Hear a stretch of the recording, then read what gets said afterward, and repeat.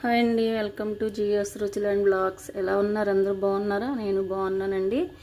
ఈరోజు మన రెసిపీ వచ్చేసి నారింజకాయతో పులిహోర చేసుకుందామండి. ఇది లెమన్ రైస్లో అయితే ఉండదు, ఒక డిఫరెంట్ టేస్ట్ వస్తుంది. చాలా చాలా టేస్టీగా ఉంటుంది.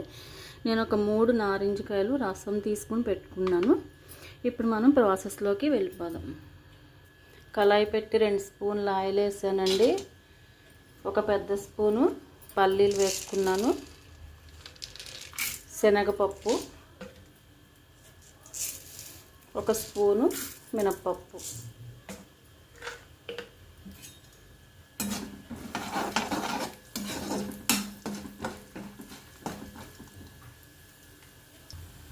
ఆవాలు, 3 ఎండుమిర్చి వేసుకుంటున్నాను. గింజలతో సహా వేసుకుంటే టేస్ట్గా ఉంటుందండి.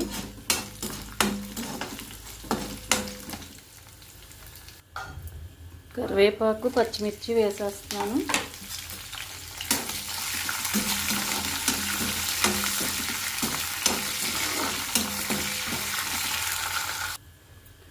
చిటికెడు మెంతిపిండి వేస్తున్నానండి, చాలా బాగుంటుంది.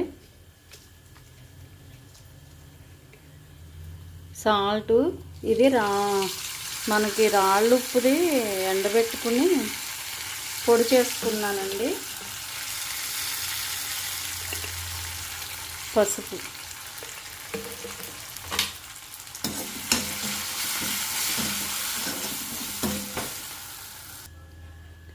ఇప్పుడు నారింజ రసం వేస్తున్నానండి.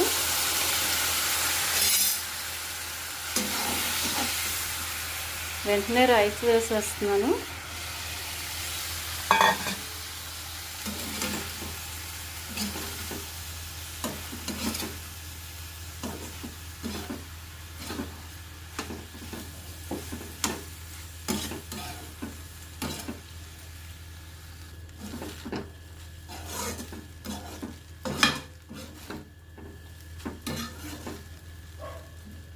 అయిపోయిందండి, స్టవ్ కట్టేస్తున్నాను.